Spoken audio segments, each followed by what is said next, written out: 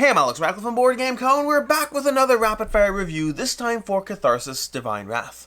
This is a new review format I've been trying out on the channel. This is the second video doing it. As always, feedback is generally appreciated, but the goal over here is to be under 10 minutes if I can be, although the last one was 13 minutes, so we're still playing with it.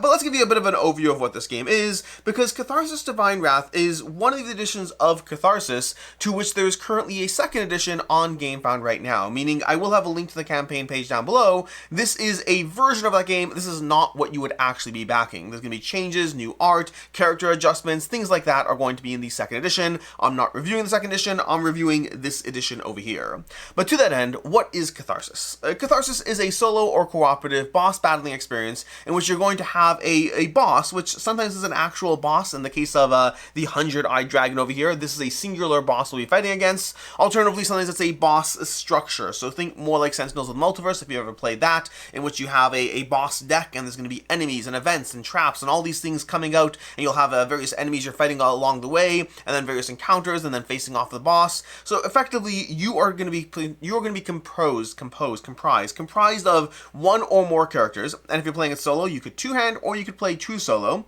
And you're going to have your characters, and your characters are going to be taking on the enemy, which will vary. So will your characters. One of the strengths of this game is that everything is highly variable in the game. So I will teach you the general structure of the game, and then I'll kind of talk through some of the differences of what you have on the table, just to show you some of the variety at play, and then I'll give you my thoughts on it. Of course, timestamps to everything down below.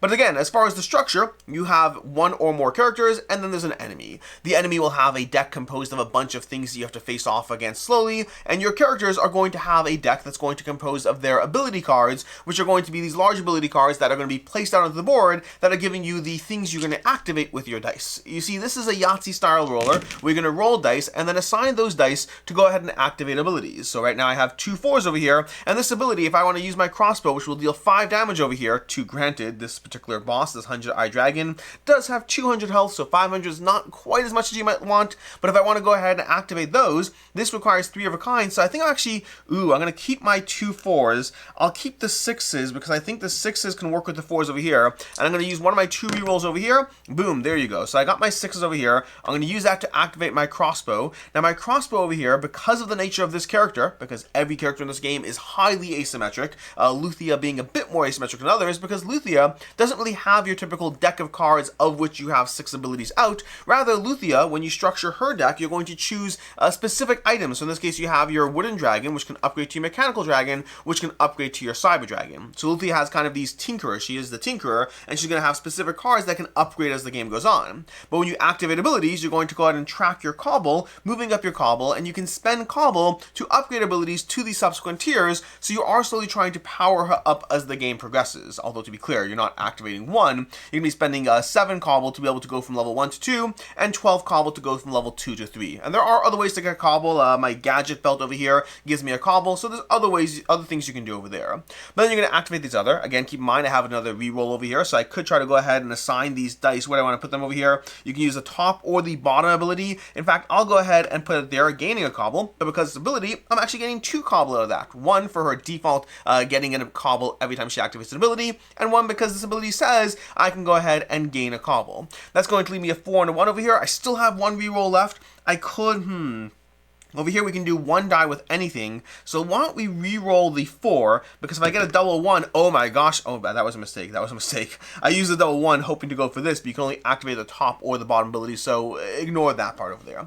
But that's, although I could go ahead and do this over here, 2 of a kind over here, placing it here, and I can go ahead and deal 2 damage, or deal a burn, or prevent 1 damage, any of those abilities. So again, the general structure over here, you have an enemy, you're going to go ahead and activate the enemy, by the way, is also going to be rolling dice and dealing damage to you. Now in the case of the 100-eyed dragon, because I already told you how Luthia is a little different, she's not going to have her standard deck that characters will have. Rather, she has specific sequences of abilities that you're upgrading as you go. But in the case of the 100-eyed dragon, the 100-eyed dragon is one long sustained fight where you're facing off against this dragon that has anywhere between 200 or 1,000 health. It's a technical issue, by the way. They have 999 over here, not 1,000, because they don't have a counter that goes up to 1,000. So if you're playing a 5-player game, you get 1 free health that you can take them off over there. But either way, this dragon is going to have a ton of health, and it's going to to represent one long sustained fight against this dragon, who's going to be iterating different attacks from their variable attacks they're going to have in this deck to their eyes attack that you're going to be managing.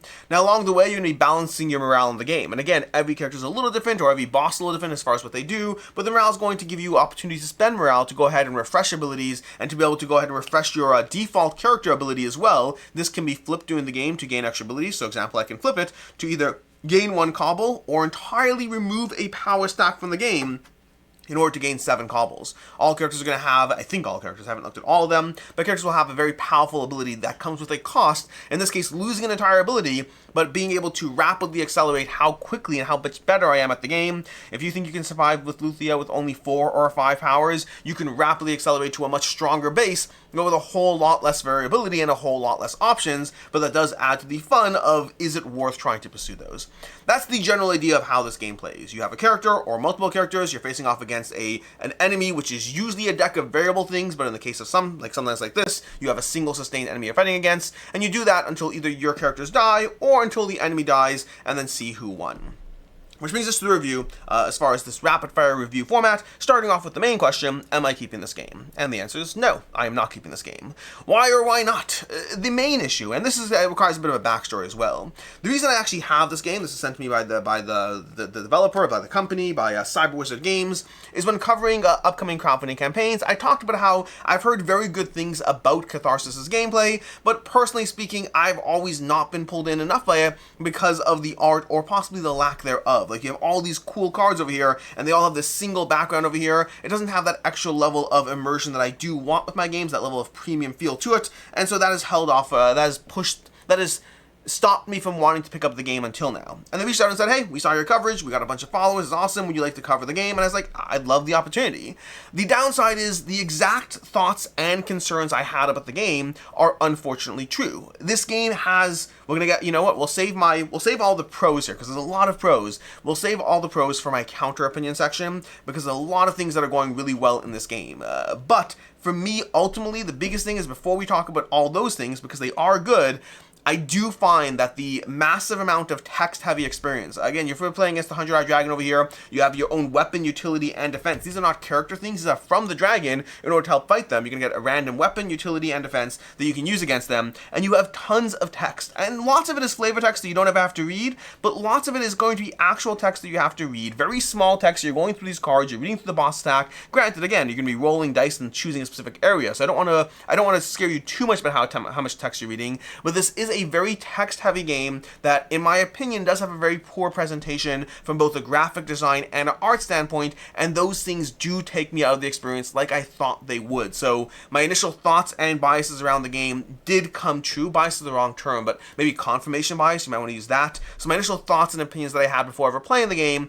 have come true in the final version of the game, in the game that I'm playing, not the final version, because it is worth noting there is going to be, the second edition does have changes. I don't know to what extent those changes are going to impact the specific concerns I have here, but in this version here, the one I'm reviewing right here, this is way too text heavy and presented in a format that, as much as the gameplay itself is pretty satisfying, I have a harder time being as compelled to want to dive into the next character because of things like that. So it really is, it does come down to the presentation of the game more so than the actual mechanics, which I wish weren't a factor in games, but they are, to me, they are a factor in games. So that's as far as the why or why not. Other similar games, what games can you get your hands on that would be similar to this in some way that would fulfill this niche of what this game is doing?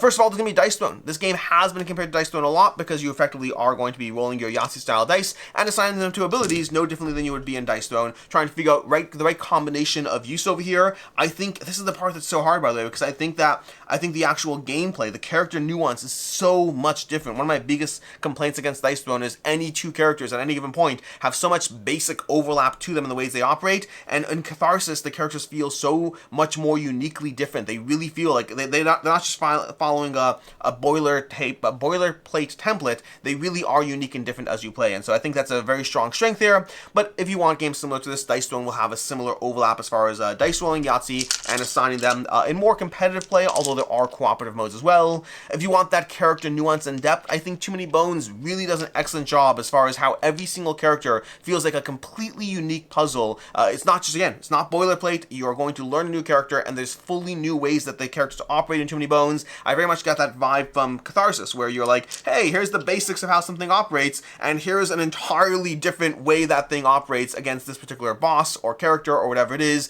So if you want that strong character variety, check out Too Many Bones. And then just from a general overview level, I think this does have the vibe of Sentinels of the Multiverse, which I mentioned already. You have one or more characters, you have the ways they operate, you're trying to go ahead and attack the boss, which again can be variable as you play. The boss decks are throwing different things at you. So again, it did have a kind of general structure of Sentinels of the Multiverse. As far as a counter opinion, which for me is the section where I try to give a reason why to look at it differently than I am. For me, I think I kind of touched upon already. I do think the character variety is off the chart. The character complexity is off the chart. Not in a bad way. I think in fact the game is actually very easy to dive in. There is a whole rulebook you can go through, but you can also read through. I can't remember if it's the back or the inner. Somewhere in the book there's kind of like a section where you're like, hey, just grab a character, do this and do this to set up. The characters come with their own setup cards that kind of walk you through things. You could probably read the back of the rulebook, set this up, and then reference things to get those areas that you're missing out on. But it's a very easy game to set up on table. It's a very easy game to actually learn, especially if you've played other games that do similar things. And the character and boss variety is incredibly well done. So there are some solid things going on mechanically that can make this a very satisfying boss battle experience that might be interesting for you. As far as rating and final thoughts on this one, I am coming in at a 3.5 out of 5. Again, the gameplay is very solid, but ultimately the overall presentation and package do pull it down for me. My desire to see new characters and see how they played and felt is why it gets that 3.5, because there is a part of me that kind of does want to continue to explore more bosses and characters and see how they all play out. But ultimately for me, it's coming in at 3.5, a good game, one that there's a part of me that does want to play again, but not one I'll be diving into more. In any case, and until next time, I'm Alex Radcliffe from Board Game Co. I hope you enjoyed this video, and as always, I hope you have a good one.